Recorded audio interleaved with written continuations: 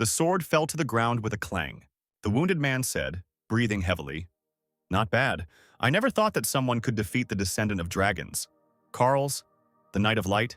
Carl's, his armor spattered with blood, towered over him, swinging his sword. The man in black, covered in wounds, continued, "But you're too late. Even if you kill me, the demons from the continent will arrive here soon, and the whole earth will be washed with blood," he finished, looking angrily at the knight and stretching his hand forward. Laughing, the angry emperor continued, "Everything will still be as I, Exceltrion, planned." But before he could finish, Carls struck him with his sword. The Knight of Light looked at the fallen enemy and said, "It doesn't matter. No matter what you do to destroy this world, I will still save it." The emperor, covered in blood, lay dead at his feet. Finally, after defeating the mad emperor Exceltrion, Carlos fights back against the hordes of demons threatening to destroy the world. Soon the hope of victory began to fade, for the demons were strong. They had huge claws and wings, and they mercilessly attacked people. But under the leadership of Carls the Knight of Light, humanity prepared for a long and difficult war against the demons.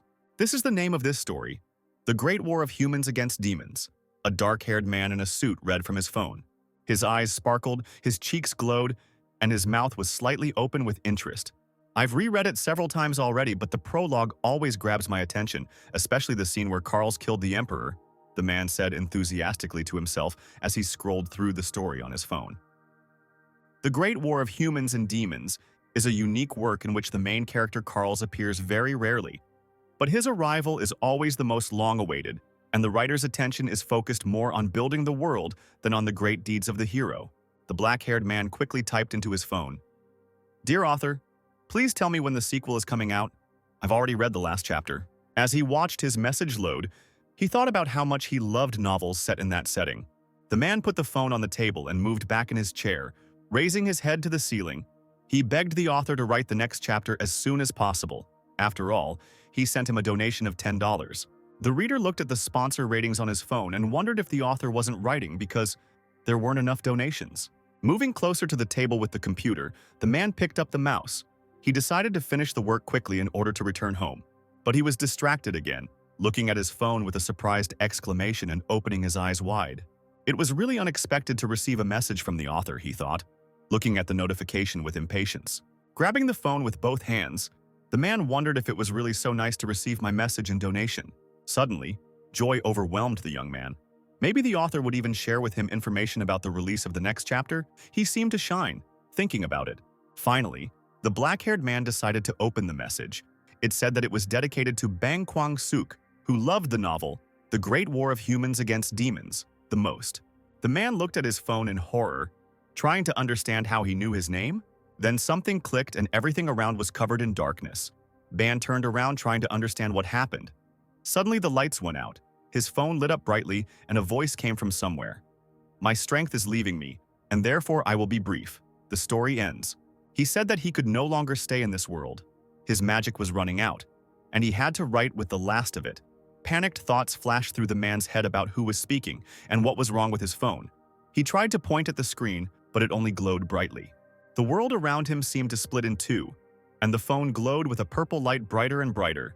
Ban had no idea what was happening, and the voice did not stop. "That's why I came up with another way. You know the world of the Great War of Humans Against Demons better than anyone, so I decided to leave the fate of this world in your hands."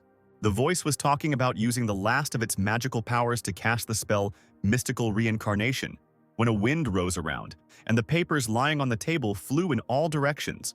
The last sentence in this dialogue is a spell that will reincarnate you. Please do everything in your power to save this world. Ban's hair was completely disheveled. He didn't understand why he had to save this world.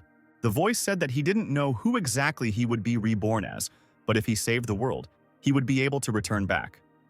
A round seal with strange signs appeared under the man's feet. He tried to shout to the stranger, but it was all useless. Ban randomly pressed the glowing screen of the smartphone, but it did not respond, and the voice uttered the last words, "May the God of Light bless you."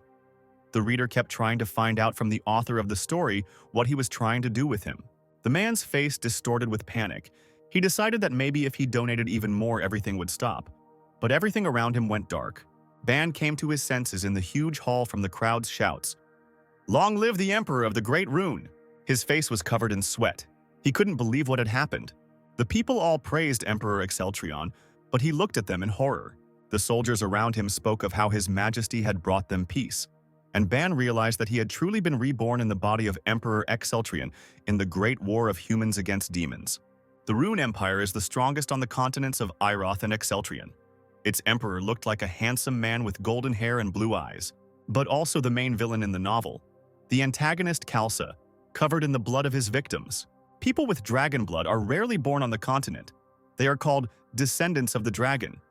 And that was exactly what Exceltrion was, fury burning in his eyes as he fought. Unfortunately, he suffered from madness, which was not at all rare for the descendants of the dragon. Excel tried to deal with this by often being at the bottom of the bottle. But this did not help to drown out the voices in his head that demanded blood. In the end, his madness prevailed, and he led the whole world to destruction. Fear gripped him as he sat on the throne. Ban was in this body, and his subjects continued to shout gratitude to him. When the man was finally about to leave, an important official approached him and, bowing, reported that the infantry would now be seen off to war on the demonic continent, followed by the Knights of the Black Dragon and a supply caravan. The man tried to understand what was happening and asked him if they were really going to the demonic continent. Looking at the emperor with burning eyes, the minister confirmed that the army should have already reached the Wall of Tears, and the clash with the demons would soon begin. Ban stood with his back turned. He remembered this episode word for word. The mad emperor sent his army to the demonic continent. Memories flashed through his head. This happened in the 12th chapter of the novel. The mad emperor invades the continent, and for this the demons will soon mount a counterattack on the empire. Horror gripped the man. He realized that he was somewhere at the beginning of the Great War of Humans against demons. Then a thought suddenly came into Ban's head. He thought that the author asked him to do everything to save the world, and that in order to return to his world, he needed to save this one. Turning to the soldiers, the newly minted emperor realized that the destruction of the human world began precisely with this fateful military campaign, which would provoke the invasion of demons and confrontation with Carls.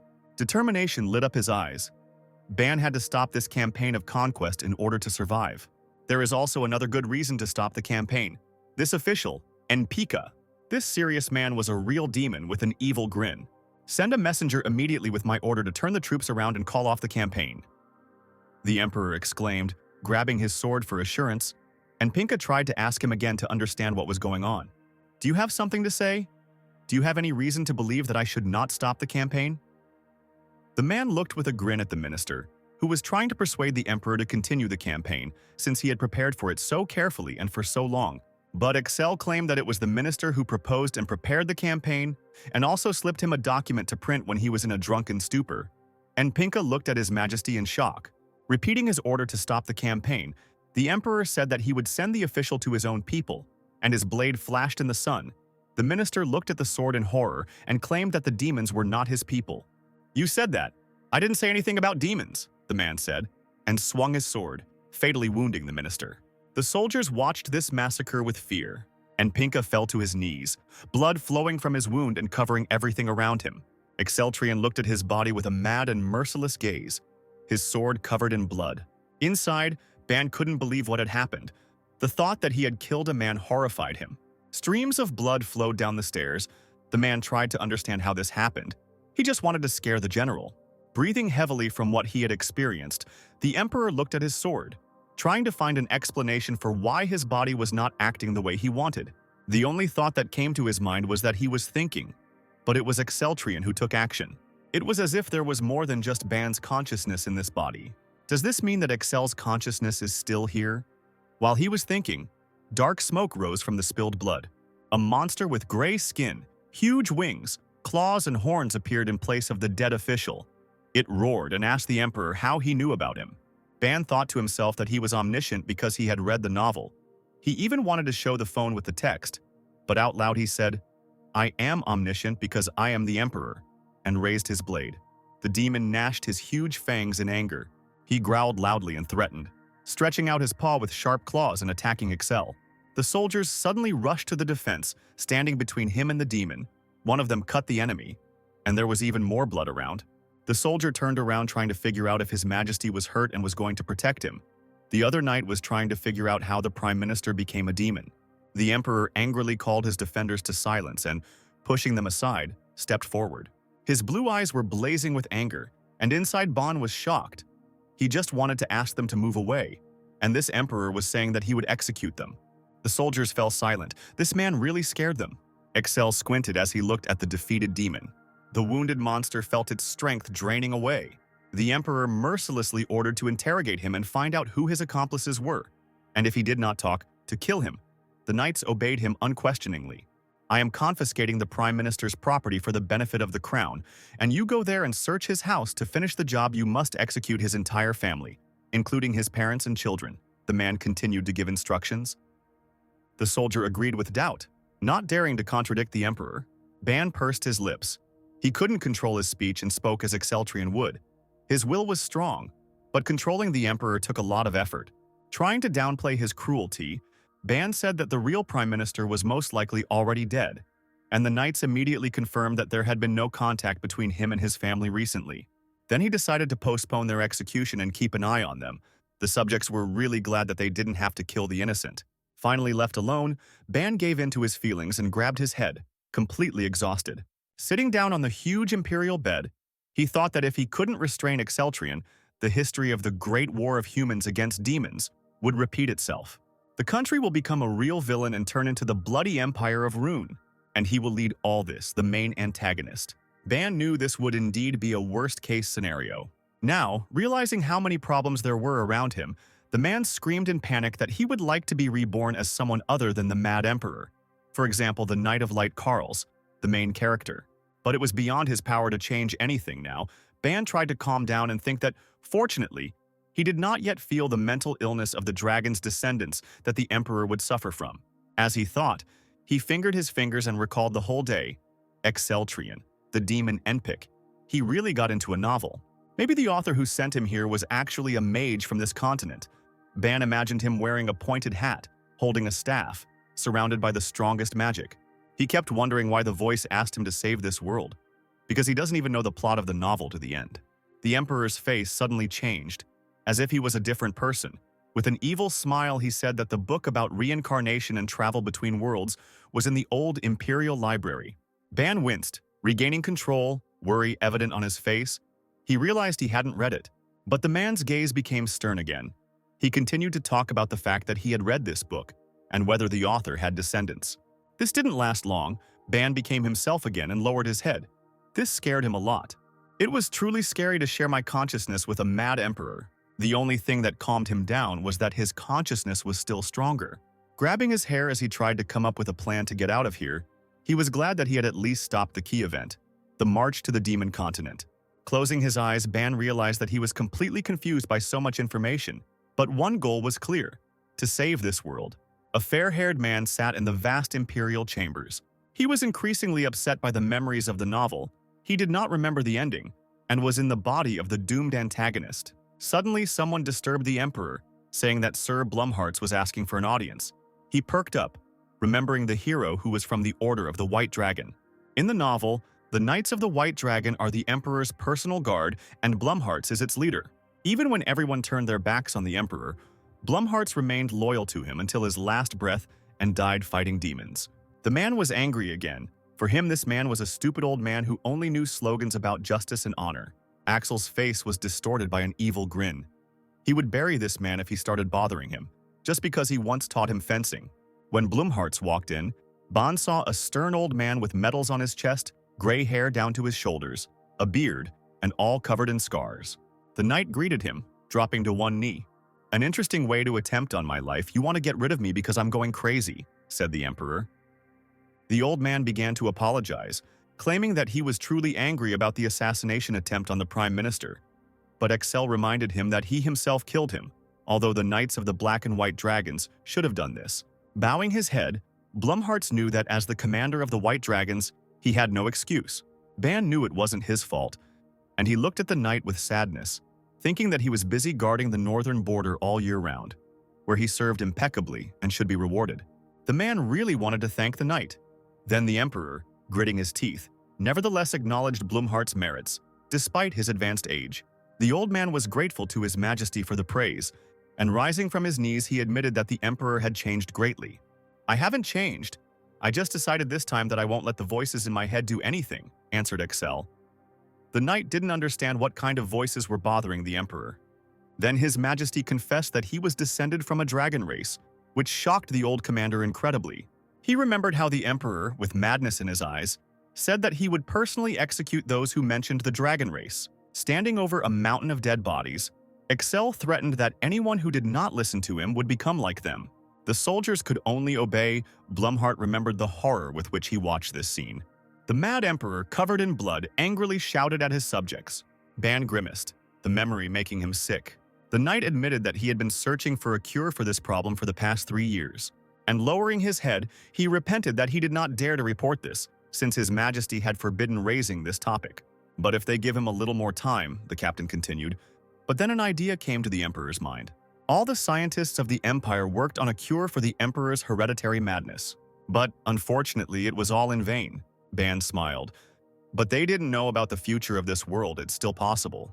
The commander had absolutely no idea what the man was talking about and just looked at him in shock.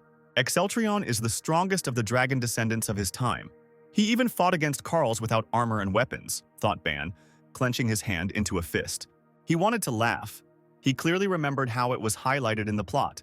The emperor was filled with joy. Now he knew how to suppress the dragon's heredity and change the course of the romance. Blumhart tried to understand how His Highness knew this, but Ban could only answer that the knight had come at a good hour, and then he immediately asked to call Senator Duran, for whom there were urgent orders. The old man bowed and went to carry out the order. While shaking his hand, the emperor thought about the fact that it was now the year 427 according to the dragon calendar, and according to the plot, Excel's death would happen in 433. A novel flashed before his mind, a chapter of which was called The Great War of Humans Against Demons, year 433, according to the imperial dragon calendar. He still had about 7 years left in him, Ban thought, as he took off his jacket. During this time, he was obliged to gain control over Excel's consciousness and suppress the dragon's heredity in him. It is also important to avoid conflict with Carls.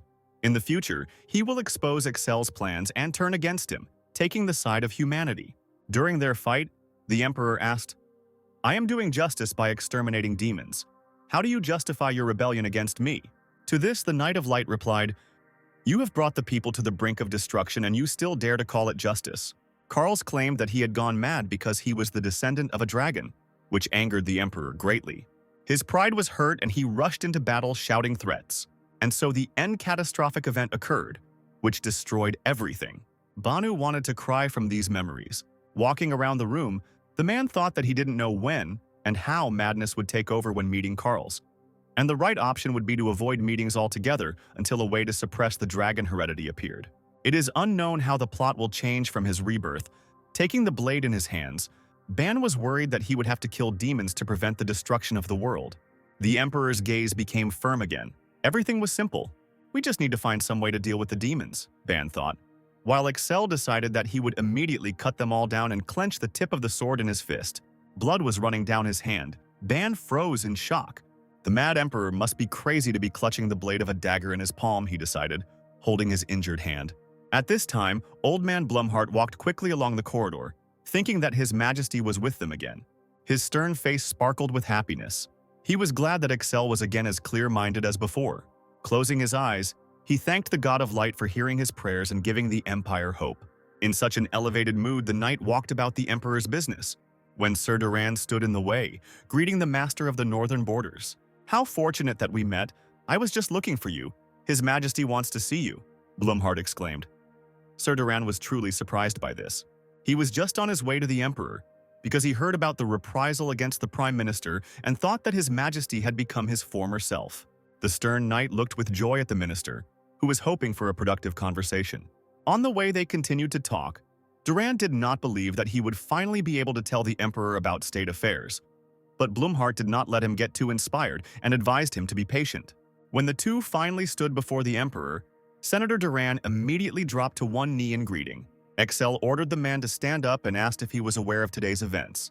"Of course, I couldn't even imagine that the Prime Minister could be a demon. After all, you personally appointed him to this position." Sir Duran, the head of the Senate and one of the most powerful magicians in the Empire, happily answered. The Emperor looked at him angrily. "I see you still love to twist words." But this didn't upset Duran at all. He just laughed and asked how he could be of help. Having looked closely at the magician, Excel said that he needed to visit one place alone, and while he was gone, he would replace him and hide his absence. Blumhart's frightened voice came from behind him, begging His Highness not to travel incognito, not understanding why anything should change when everything in the Empire was finally stable. The Emperor explained that the purpose of his journey was to suppress the dragon's heredity. "Have you really found a way?" Sir Duran was very surprised when the Emperor agreed. While Excelsior and the Knight were arguing about who would go on the campaign, the magician began to think seriously. Finally, he replied that he was capable of replacing the Emperor for no more than a month. Blumhart turned around, expecting the Senate leader to be on his side, but Duran said there would be a lot of rumors if anyone suspected. "That's more than enough," Ban agreed with a grin. The agitated knight tried to persuade the Emperor to take some guards. Looking at the old man with a crazy look, Excel refused. "Very few people were a threat to me on this continent," he argued. Becoming even angrier, Ban really thought he was the Mad Emperor. Falling to his knees, Blumhart did not retreat. His only request was to take at least one guard, he begged, banging his head on the floor. The Emperor was speechless. He only looked at the knight with irritation. This scene touched Bana incredibly. He didn't remember that in the novel Sir Blumhart was such a warm-hearted person. It was impossible to refuse him. When Excel finally got ready, he was met at the gate by the gatekeeper. The Emperor seemed to be impatient to see him out, and he scared the guy to the point of trembling. Ban tried to apologize to himself. Duran came out to meet him with a bundle of clothes, saying that His Majesty had better change his clothes if he wanted to remain unrecognized. The bundle contained shining armor, which surprised Excel, but the magician explained that these were the late Emperor's belongings for traveling incognito, in which he was mistaken for an ordinary mercenary. The Emperor began to take off his clothes. When it came to his pants, he froze. The thought flashed through his mind that it was strange to change clothes in front of everyone. But turning around, Ban realized that no one would think of looking at the Emperor's body. Everyone around turned away and closed their eyes. The doubts and shame of a modern man fought in him with the spontaneity of a fantasy emperor. The Emperor won and asked Duran to help him get dressed. Suddenly, His Majesty remembered the guard that Sir Blumhart had imposed on him. But the minister was informed that the guard would come to the gate. Footsteps and the clink of armor were heard nearby. Duran wanted to say something else about the guard, but a smiling girl in full armor with a sword and shield, her chestnut hair pulled back into a ponytail, approached them. She apologized and said that she was looking for His Highness. Excel turned around and glared at the female knight. She turned red and shuddered, looking at the man in shock. "This is Sir Blumhart's daughter," Senator Durant finally finished. And the girl was horrified when she realized that the man in front of her was completely naked. Her hair stood on end, and her shield fell from her hands. Her scream echoed through the castle. In panic, she covered her face with her hands, trying to understand why the Emperor was naked. Ban also had horror flashing through his mind. He turned around to look at old Duran, who had a smile on his lips. The man was indignant. Why did the magician just now say that Blumhart sent his daughter? At this time, already dressed, Excel was finally able to answer the girl that he was changing clothes. The whole Red Knight apologized for seeing His Majesty without clothes. The Emperor was more interested in the skills of Blumhart's daughter. Finally pulling herself together, the girl looked at the Emperor with confidence and assured him that her strength was equal to the lowest-ranking knight of the White Dragon. Her fortitude amazed Ban, but the Emperor looked at her with a grin. He was not surprised at all. She was the daughter of the leader of the knights. The man wondered what the lesser knight of the White Dragon was capable of. "Words alone are not enough for me," Excel said menacingly, drawing his blade, which made the girl opposite her grip the shield tighter. The Emperor shouted that he must test her skills and attacked with magic. These words did not seem to frighten the lady at all. She only drew her sword, preparing for a fight, while Ban tried to stop the crazy owner of the body, thinking that he could have just said a compliment. The fire sword strike was aimed straight at the girl, but she managed to take his magic on her shield. Her sword also burst into flames and, concentrating, she rushed into a counterattack. Their blades crossed, the Emperor's huge sword and the girl's small rapier. Excel did not expect this at all. Finally exhaling, Ban was glad that she was able to answer. Smiling menacingly, the Emperor said, "Okay, I see you have mastered the basic techniques." The knight could only thank him, looking at Excel fearlessly. After asking her name, the man continued to press on the girl's thin sword. And from such efforts, her hands began to tremble, and she introduced herself. Renard Blumhart. Putting away his sword, the Emperor repeated the name. He promised that when they returned from their journey, he would knight her as the White Dragon. While Buck thought that it would be great to become friends, just like in the popular anime. Renard dropped to one knee in gratitude, sheathing her blade. A worried Duran, looking at this, asked not to torment Blumhart's daughter. The Emperor replied that everything was not so bad and took the last piece of armor from the senator's hands. The magician was still in a cheerful mood. He was ready to replace Excel during his absence. But all this glory was not needed by His Majesty. This did not affect the good-natured senator at all. He only apologized for saying too much. The gatekeeper asked where they were heading, and the man replied, "Somewhere closer to the bloody forest." The seals in the gates lit up with a golden light. The gatekeeper said that he would move them to the Klee Gorge, to a small hut. Bowing, he warned the Emperor to be careful, because the bloody forest was the territory of another state. Duran handed His Majesty a bag and said that it contained money for the journey. Ban did not refuse. The Emperor immediately headed towards the brightly shining gate, urging Renard on. The girl shuddered. She was not going to leave the man alone, and she ran after him, shouting for him to wait. They came out into the forest. It was night all around. Only the reflections of magic dispersed the darkness. Excel threw the bag of money to the night girl, who was curious as to where it ended up. This surprised the Emperor. He did not think that Renard did not know about the bloody forest, but she said that she had only heard that it was in the possession of the elves. This is a territory contested between elves and barbarians, Ban clarified, looking around. Also in this forest are emerald ruins, in which the elixir of the ancients is hidden, Ban recalled. That's where they would be heading, the Emperor said, which surprised the girl, who didn't think they would be looking for ruins. But the man confirmed that it was there that the artifact was located that could suppress the dragon's heredity. Renard tried to explain that the ruins were usually teeming with monsters and traps, and that they couldn't handle it alone. Turning away, the Emperor walked forward. He did not have time to explain everything to the girl. He was going to catch the elf and find out the location of the ruins. Renard has the characteristics of blood energy key, Ban suddenly remembered. Excel didn't like that the girl talked too much, and he ordered her to find an elf, since their family had strong blood key. From the novel, the reader remembered that multicolored key cells are responsible for different abilities, and orange ones gave good searching abilities. The orange QE cells were the ones that dominated Renard's strength. This color of magic surrounded her and burned in her eyes. However, the girl looked very guilty and admitted that she had never tracked elves, and the distance was great. This answer angered the Emperor. He was going to burn down the entire forest to find at least one elf. A shudder ran through the girl's body. She wondered why her father had sent her with this terrible man. But then the magic suddenly activated, and she stopped His Majesty and screamed that a living creature was rapidly approaching them. A cry for help was heard, and Renard and the Emperor looked back. A little elf ran towards them with tears in his eyes, chased by a crowd of huge green orcs. Their eyes glowed in the dark, and drool dripped from their huge fangs. Ekel was not at all scared, unlike the girl, who recognized the orc barbarians. This scene really shocked Renard. She didn't think that orcs hated elves so much that they even killed children. Magic flowed around the Emperor. He was glad that the elf himself came to them and stepped forward. Clutching his chest, he was completely engulfed in magical light. He had no more strength to restrain himself. His face twisted in anger. The dragon blood was getting out of control. In fear, Renard extended her hand, trying to stop the man. But rushing forward with a mad laugh, he did not hear her at all, and saw only the prey in front of him. The small, fair-haired elf boy didn't understand anything at all, and the girl asked Excel not to touch him at least. The Emperor, looking like a wild beast shrouded in bloody magic, shut her up. In just a second, he flashed through the crowd of orcs and beheaded them all. The bloody road stretched out behind him, and Excel rushed forward, his eyes flashing. All these bodies and blood made him laugh, enveloped in red magic. The remaining orcs surrounded the man, but his magic only grew stronger. He threatened to leave no trace of them. Axes flashed through the air. Covered in blood, the man didn't even seem to notice them. However, the magic did not allow the weapons to even come close, and they bounced back with a ringing sound. This made Excel laugh, and he rushed forward and growled, "Did you really think you could touch me with such a primitive weapon?"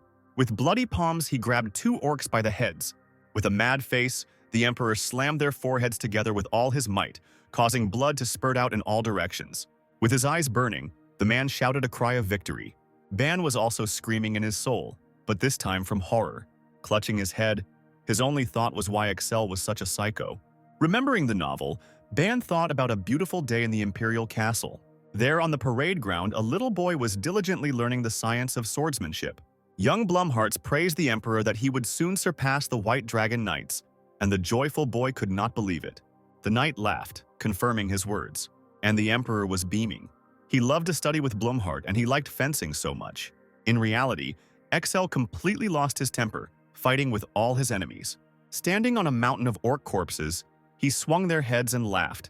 Ban thought it was completely senseless cruelty. As a child, Blumhardt trained Axel in horizontal techniques and how to fight an opponent who is much larger. So one day the commander-in-chief knighted the young man Excel. All this flashed before Ban's eyes and upset him even more, because now the emperor did not even remember all these lessons, but chopped up enemies like a butcher. It wasn't just blood that was running down the man's chin, it was fresh blood from a brutal murder. Still smiling, Excel wiped it away, and Ban realized that he was just a maniac. Tears ran down the elf boy's scratched face and he screamed with all his might. He cowered on the ground, trembling, looking at the mad emperor and calling him a monster. The man froze, remembering the child. But the anger did not leave him. He thought that this was another enemy, and magic sparked in his hand. He tried to grab the elf. Suddenly, Renard stood in his way, covering the boy with her body, urging the emperor to pull himself together. The man's magic gradually subsided, and he spoke her name more calmly. The girl's gaze showed determination to protect the child to the end. A calmed-down Excel looked at her coldly and said, "Don't you understand? I don't want to be recognized. Why did you call me your majesty?" The knight blushed and pressed her hands to her lips, apologizing. Bowing, she continued to apologize, while the man said that it was unknown whether they would need this cub. He didn't know anything. He probably wouldn't even find his way home. Huddled into a ball, the little elf only repeated that he was afraid. Suddenly someone screamed, "Rondo!" Hearing this, the child froze and his tear-stained eyes opened wide. Voices were heard in the night forest. It seemed to them that the baby was nearby. The boy's big tear-stained eyes sparkled. Renard immediately realized that most likely these were his relatives, and Excel said, "He's useful, it turns out." The elven search party looked around. They were already close. The emperor raised his hand to be seen and called them. The elf looked back and froze in shock. A strange company appeared before him, in the form of a man, a woman, and an elf, and the entire space around them was covered in blood. The rescue team screamed, and then Excel realized that he was also covered in blood. Panic gripped the elves. They thought that Rondo needed to be saved. And finally, the tired elf boy fell fast asleep in the arms of his fellow elf. A group of elves, Renard and the emperor, sat in a spacious wooden hut. The elves asked for forgiveness for not immediately realizing that the people were sleeping Rondo. The main elf was really surprised that they killed the orcs with their bare hands, but Excel just asked for something to wash his face with, which really shocked the commander. Angrily, he repeated his request. Then the young elf finally heard him and brought a towel. With careful movements, he wiped the blood off himself, and the entire towel immediately turned blood red. Recognition flashed in the elf's eyes when he saw the emperor's pure face. The emperor only looked attentively at the commander, who called him Magnus. This name shocked Excel, and he asked the elf again. Longear said that he looked like Magnus, only a little younger. Now everything became clear to the emperor, and he replied, "Magnus was my father's name." Joy lit up the elf's face. "So that's it. You look so much like him," he admired. Axel was surprised that the elf knew his father, to which the commander said that in the old days he had met him several times in this place. The elf recalled that his father sought a cure for a disease he called dragon inheritance, and that he was kind and courteous. Ban was pleased that Magnus was also looking for ways to suppress the dragon blood. It gave him a chance to befriend the elves and speak directly about his goals. A smile blossomed on the elf's lips. He remembered that Magnus came in the same clothes as this man.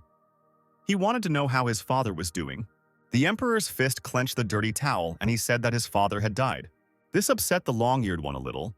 He looked down and said that Magnus was a wonderful person. Such familiarity enraged the man. He was already ready for a fight, but Ban cooled his ardor by asking him to listen to his father's friend. His next words shocked everyone sitting nearby, and Ban wanted to scream in panic. With a menacing look, Excel admitted that Magnus was the late Emperor of Rune. But this was not enough, and he continued to tell that he was the current Emperor of Rune, Exceltrian. Inside, Ban clutched his head in horror. He had lost control again. "Know your place, plebeian. Better take me to gospel. I have business with the great elven oracle," said the emperor, which caused Renard to look surprised. She was a little frightened by such pressure, but she could not resist asking, "Your Majesty, weren't you planning to remain incognito?" Excel said that he didn't need it, which really shocked the girl.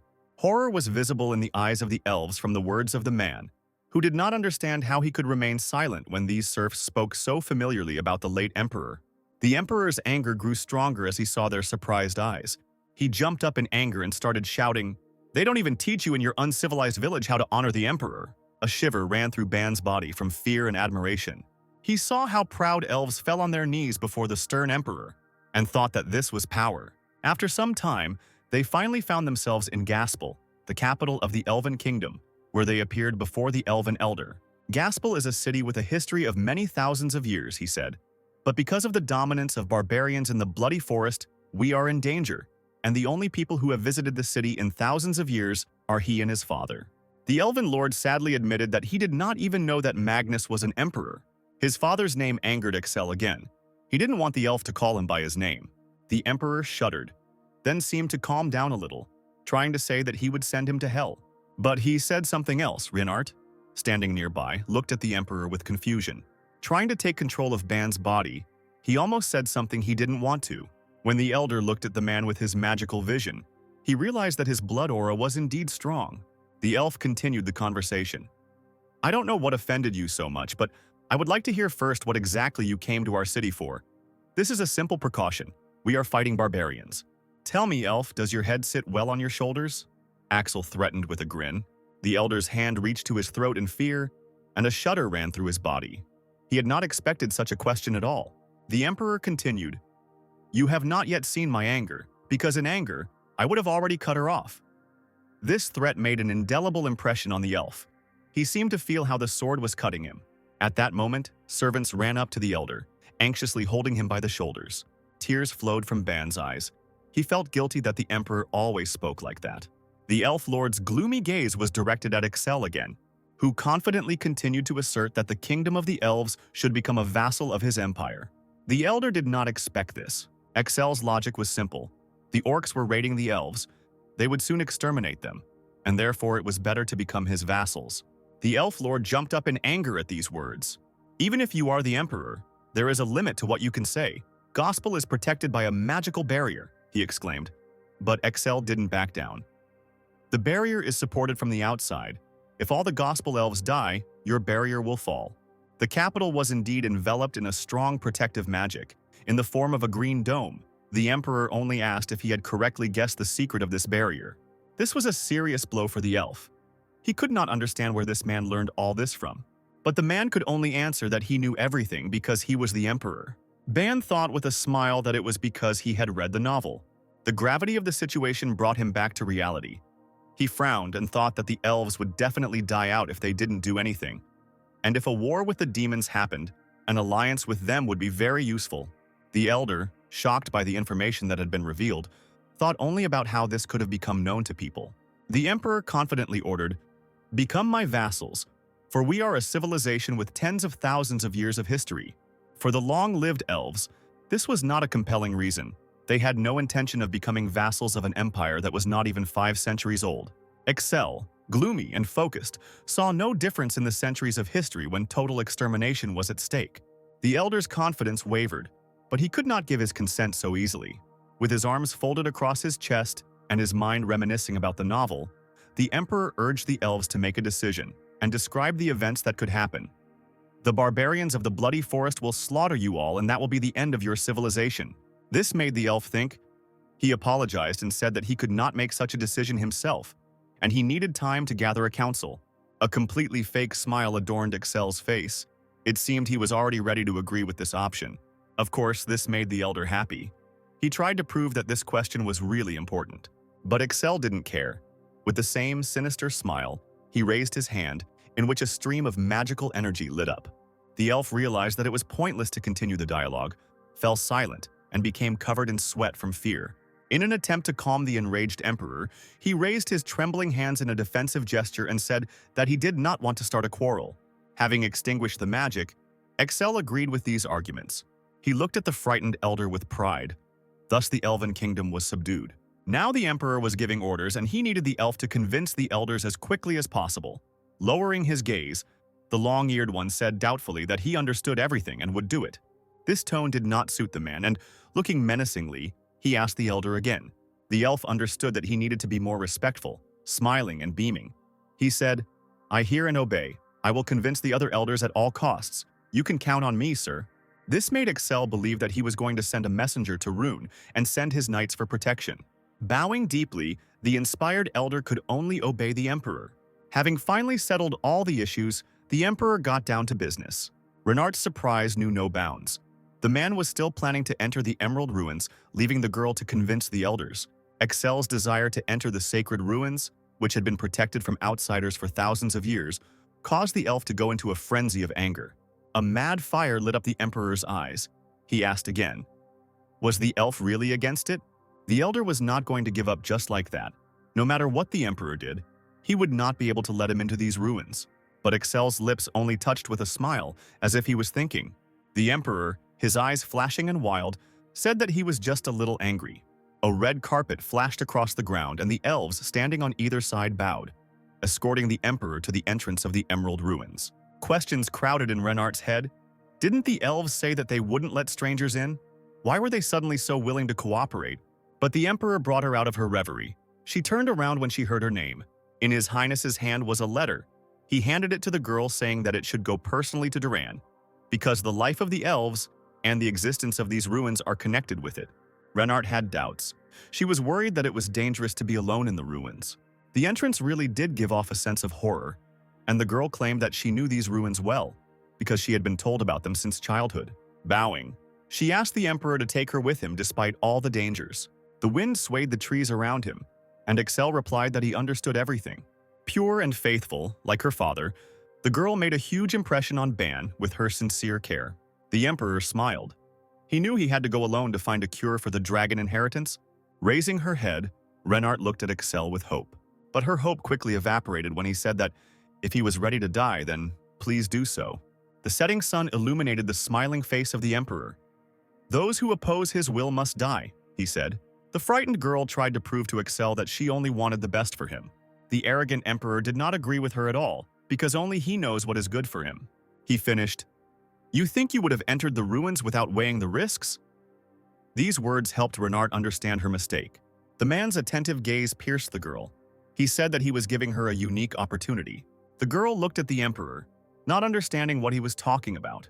As if it were a precious treasure, Renard clutched the message to her chest. His Majesty commanded her to return to the rune and carry out his orders. Then she would receive his forgiveness. Excel raised his hand, threatening the girl. By running his hand over her, the man seemed to separate her head from her body, showing what would happen if he got angry. The girl froze, not daring to move. Bowing to the ground, she obeyed and immediately set out to carry out all orders. The emperor's gaze was calm and commanding. He looked at the girl bowing before him and said, "It finally dawned on you." This conversation upset Bana. In his head, he apologized to her, shedding tears. It seemed to him that the orc blood had provoked Excel, and he had become much more arrogant and hot-tempered. The sun penetrated through the treetops into the clearing where the emperor stood, and the entrance to the cave was no longer so scary. An elder approached him. Excel asked him about the treasures hidden in these ruins. The elf, of course, knew about it. He told a legend that in the depths there was hidden a miraculous elixir for all diseases. That was the plot, Ban recalled. With the help of this elixir, it would be possible to cure the dragon's heredity. Having decided to prepare everything for his return, the emperor ordered to convince the elders and continue his father's research with the elven oracle. The elder did not argue with Excel, specifying when to expect him. This made Ban think. He remembered that the hero had spent a little less than a week in the ruins. So he answered, turning to the elf, who was concerned about what the emperor would eat and drink. But the man did not answer this, and the elder did not dare to insist. "In a couple of days, my warriors will arrive. I sent an order to protect your territory around the barrier so you can sleep peacefully." Excel gave his last instructions. The elf could only thank him with a bow. In conclusion, the emperor ordered that no one should be allowed into the ruins. An unusual wind touched Excel's feet from the half-open gate. He stepped forward, heading towards the unknown danger. The walls and ceiling of the cave were all covered with a layer of bright green moss. Transparent, sparkling crystal scatterings greeted the man in the cave. The moss was unusually bright and gave off a strange smell. But Excel's hand reached out to him, and he grabbed the nearest lump. He immediately swallowed it, trying not to sniff it. The emperor's face twisted and he covered his mouth. The moss tasted simply awful. Trembling all over from the disgusting taste, Ban swallowed the moss, thinking that he would never eat such a thing if it weren't in the plot. He remembered the company of adventurers from Carl's and his henchmen, By the smell, they quickly realized that it was poison. The emerald ruins were full of toxic fumes. After rummaging through her bag, the girl realized that they were running out of antidote. Carls looked at his companions with concern. One of them, named Scripps, fell trembling to the ground, unable to withstand the poisonous effects. The smell throughout the cave seemed to become even stronger. Having stopped, Carls became interested in the moss, which was not afraid of the toxic fumes. Chewing the moss with all his might, Ban tried to suppress his nausea. If he vomited, he might get poisoned. That left him no choice. Suddenly, a strange roar was heard. The cave shook. Excel concentrated. He saw giants made of stone in front of him. They were emerald soldiers. The Emperor frowned. It was impossible to kill them because the pieces immediately grew back. Now, knowing all this, a smile blossomed on the man's lips, and his eyes lit up with a crazy light. He was going to check what these giants were capable of. Ban smiled in his soul. According to the plot, Carls was clearing the cave. He was interested to see who was stronger. Excel's quick jerk almost made the man feel sick, but all he could say was for the Emperor to slow down. At this time, the sun was shining over the demon castle. On the huge throne in the main hall sat the demon general, listening to the report about Clun, whom he had sent to the imperial palace under the guise of the prime minister. His subject bowed and said that the Emperor of Rune had beheaded Clun. This information shocked the general. He knew that Clun was an unrivaled werewolf. Unfortunately, the demon knew nothing about this, but he heard that it was simply the Emperor's personal dislike for the prime minister. Now everything became clear to the general. He had heard a lot about the Emperor's madness. All that was left was to send another werewolf. Now we must focus on the prophecy of the chosen messenger of light. This person will be the strongest antagonist of the demons, the general reasoned. He also ordered the redeployment of all werewolves of the Rune Empire to the temple of the God of Light, something his subject did not expect at all. The divine light just at this time touched Carls. While still an ordinary boy, he already saw the beginning of his path. But the demons had already opened a hunt for him. The stone blocks that were golems easily flew apart in the air, gradually disintegrating into small pieces. So far, only the sparkling central stone remains. Exil laughed madly as he mocked Carls, air currents swirling around him. He shouted that he would destroy them all, confidently standing in the path of the stone giants. Magic was reflected in his blue eyes.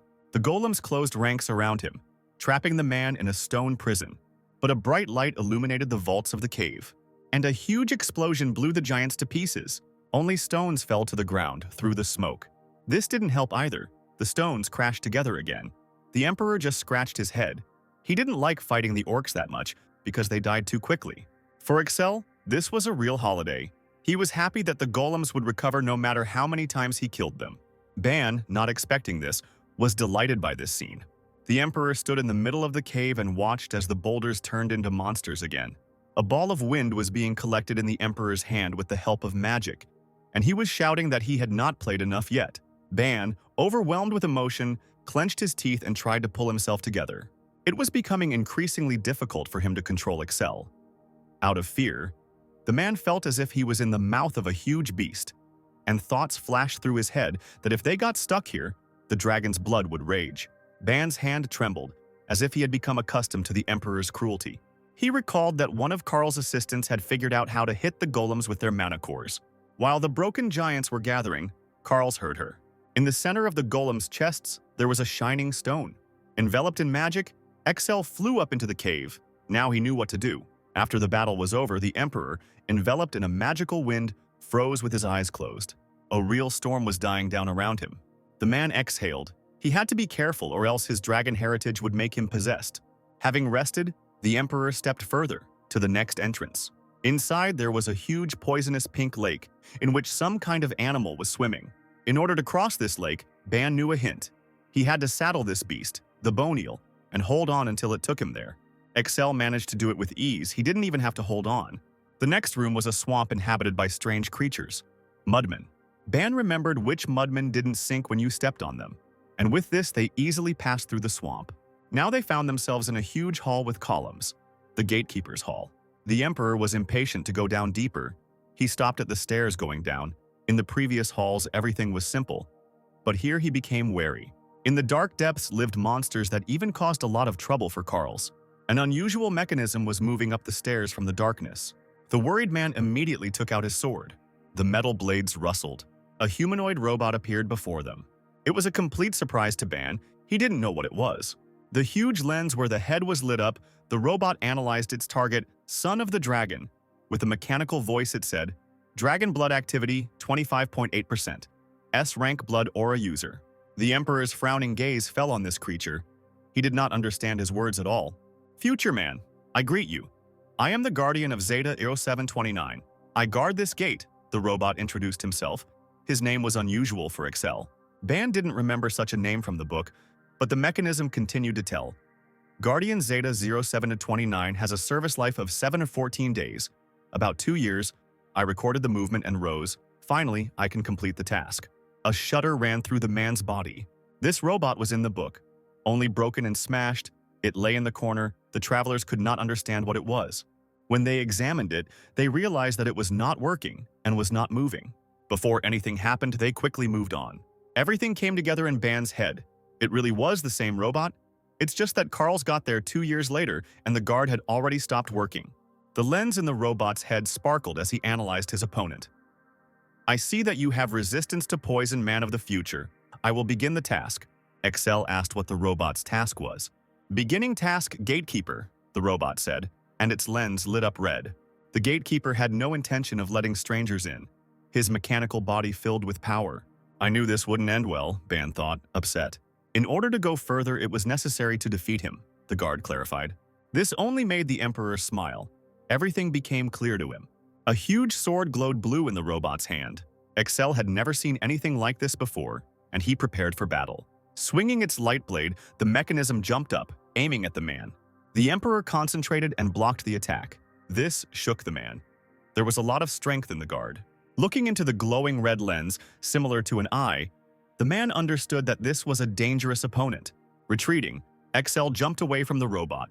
For this attack, the Gatekeeper was able to assess his strength, fighting ability, and the increased level of dragon blood activity. The Emperor's sword became coated with magic, and his opponent realized that it was dangerous.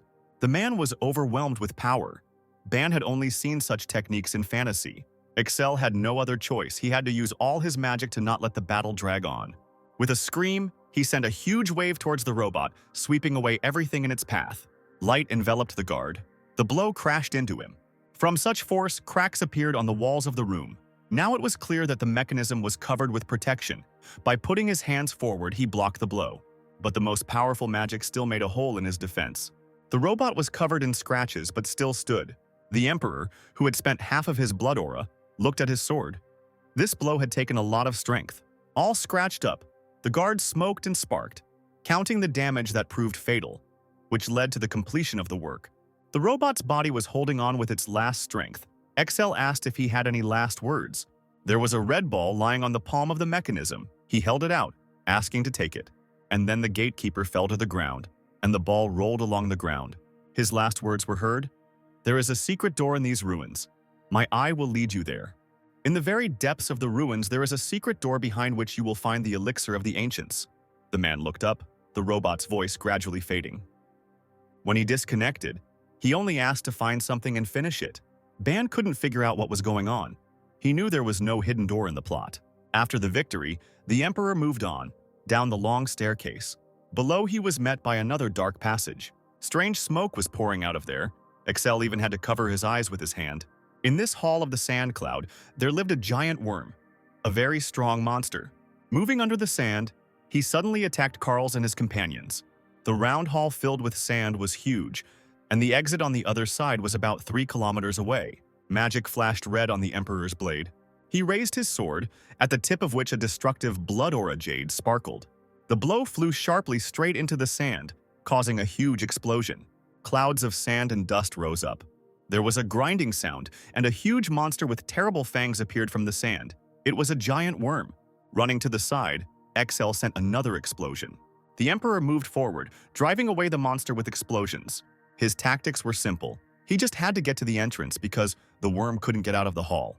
Without much effort, Excel quickly ran to the exit. Out of breath, the Emperor decided to catch his breath before the next door. He was filled with excitement before the last hall. Having calmed down, the man opened the door. There, on a small elevation, stood a green bottle, all sparkling and covered with precious stones. Excel slowly approached her. He grabbed the bottle and shook it, wondering if it really was the elixir. But then a sound echoed throughout the room. "Hello, if you can hear me, raise your hand." Ban looked around. This was also not in the plot, and the voice continued. "I am the system that controls these ruins. You might be surprised by my existence, because my essence is very difficult to understand." The Emperor rolled his eyes. For the first time, the opinions of the body's owners coincided. This voice was too arrogant. "Do you want me to send you to hell for your insolence? I am the Emperor, and I know everything. You are some kind of operating system, right?" asked Excel. The system did not expect that they would understand her, but then she remembered that he was actually a man of the future. The man was eagerly trying to find out what these ruins really were. In response to the question, the mysterious voice said that the ruins were created by peoples, and the operating system can exist for another 2 years. At these words, the Emperor remembered the robot, who was also supposed to die in 2 years. The system continued its story. "It was supposed to be like this, but now I can fulfill my task. To transmit information to the man of the future, and therefore, I will disappear." She told about the elixir of the ancients that Excel held in his hands and about its magical properties. This elixir was endowed with the magical power of the ancestors. By drinking it, you gain the ability to regenerate and neutralize any poisons, diseases, and injuries. For the Emperor, the main thing was that he would cure the dragon's blood.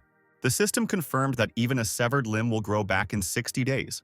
Looking at this unusual liquid, Ban again remembered the novel. There, Princess Scripps drank the elixir and turned into an invincible warrior. She easily destroyed enemies. She was called the Goddess of Battles. Such was the power of the elixir. The glass of the bottle reflected the Emperor's uncertain face. But there was no time to doubt. He had to solve his problems, and the whole bottle of elixir was drunk. Placing the empty bottle back on the pedestal, the man asked why the ancients didn't survive if they had such technology. The system could not answer this question, but only asked to pay attention to the creatures in the ruins. Indeed, these were truly strange organisms, Ban recalled. The system said that even if you kill them, they still revive every 2 months. Their corpses contain many valuable components. They will be useful in the war against demons. This made Excel wary. How could she know about the demon war? In response, the system said that it was destined to be so. Trying to find out the answers, he asked again, but it was useless. All that was left was to conclude that the ancients were exterminated by demons. The voice could not answer this either. He only said, "If you find some ruins and get to the deepest room, you will get answers. Just remember that you have no more than 2 years, otherwise the system stops working." Having said this, the voice fell silent. The Emperor decided that the system's task was completed. Excel's hair stood on end as he suddenly felt strange changes in his body. His blood aura had completely recovered. Although it used to take 2 days, the elixir was truly amazing. As he looked around the hall, the Emperor remembered that the robot had said something about a secret door. There was a small dark hole on the ground, and the man decided that this was it. When he inserted the golem's eye into the hole, a hole opened. The stairs led into a dark, secret tunnel. There was only darkness around when a strange sound was heard, and blue lights appeared above. "Welcome to our dungeon. It is only accessible to those who were able to defeat Zeta 0729, said another voice. A hologram of a robot suddenly flashed on the ground, and he offered to receive a superpower. "What ability?" Excel asked. The robot answered that it is a scan that helps to see what abilities others have. In the last battle, the Golem actually used such an ability. Of course, this could be useful. The Emperor agreed without hesitation. A hologram hand landed on the man's head and said that once the transmission was complete, the man would be transported to the surface. Then a terrible pain pierced Excel's head. His body shook with terrible sensations. He bent over, clutching his head. The Emperor passed out and floated in the air. Before his eyes, words flashed in the darkness. System loading complete. New superpower added. Scan. The first thing he heard was someone calling him. Then he opened his eyes. The setting sun was shining in the sky. It turned out that he was being called by an elven elder, who was asking with concern whether His Highness had come to his senses. The man did not expect to see him and tried to get up. The Emperor's head ached terribly. He remembered his new ability. When the Emperor finally stood up, the elf asked him in shock, "Your Majesty, what happened to your eyes?" But Excel didn't feel any change. They approached the river, and the elder suggested that the man take a look for himself. In the waters of the river, he saw that his previously blue eyes were glowing with an otherworldly light. Strange shimmers sparkled in their depths. This really surprised the Emperor. A strange voice inside his head said, "Synchronization completed. The ability implementation was successful." He turned to the elf. thinking that he had said something, but he was also surprised. And then, a blue screen appeared in the air above the oracle, on which all the information was written: name, race, physical abilities, dragon blood, and magical power. Now Excel understood what the scan looked like. The voice also added that the testing was complete. The elf noticed that the glow in His Highness's eyes had disappeared, but the Emperor reassured the worried elder. In the reflection, Excel looked at his stats. The dragon blood was still at a high level. This worried him. But everything was fine. His head had noticeably cleared up, and there was no feeling that he would break into anger. At least he had prevented madness. With a smile, the man decided to share the good news with the oracle. But then elves ran out of the forest, shouting that trouble had happened. Kneeling before their leader, they reported that barbarians had attacked. The elder immediately began to find out what the signs were and from which side the barbarians were attacking. With horror, the elf admitted that they were attacking from both sides and that the barbarians were different this time. Exceltrian raised his hand, interrupting the worried soldier. "Stop yelling! You should be ashamed! Our troops easily deal with the barbarians," he exclaimed, ordering a messenger to be sent to the Empire asking for reinforcements. The Blood Forest elves in the story are supposed to be exterminated by 413, all because the demons began to control the barbarians, giving them new powers. The enemies appeared much earlier. These events should have happened in 4 years. If it was because of him, Ban could not remain inactive. Having decided this for himself, he asked the name of the most confident elf, who introduced himself as Grickle. He resolutely ordered that he be taken to the attacked city. While they were running, the Emperor was thinking about battle tactics. A map was being built in his head. Excel thought to call for help from Carl's ally, Princess Scrip of Saphigold. Ahead, houses engulfed in flames appeared, and the elf said that this was the city under attack. Everything around was ablaze. People were trying to defend themselves from the huge orcs. The Emperor ordered the children to be gathered in the city center, and Grickle ran to carry out the order. The magicians tried to put up a barrier to at least delay the enemies a little. Pushing off the ground, Excel suddenly rushed forward. He ordered to leave, standing between the elves and the barbarians. The residents asked who it was, and he decided to save them. Furiously attacking the first orc with his blade, the man replied that he was their emperor. "Go to Gaspel at once," Excel ordered, but the frightened elves said they could not leave. Then turning around with a crazy look, he threatened to kill them. The residents could only bow and obey. They ran out of the city. The man made sure that no one remained. Now there were only orcs here, and the emperor could calmly deal with them.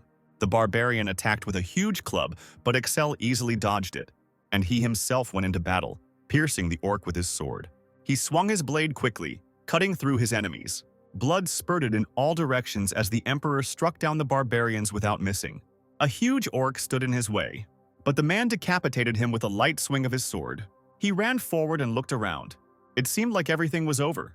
There were only body parts and weapons lying around. The emperor's foot easily crushed the orc's head. Bana was overcome with horror. He was not at all used to seeing such bloody scenes. Blood was dripping from Excel's boots. A rustling sound in the bushes made the man turn around. Someone tried to hit him with a huge paw, but the emperor managed to duck. The sudden attack of the possessed trolls shocked Excel, and he did not notice that another one was approaching from behind, swinging a club. A sharp blow sent the man flying.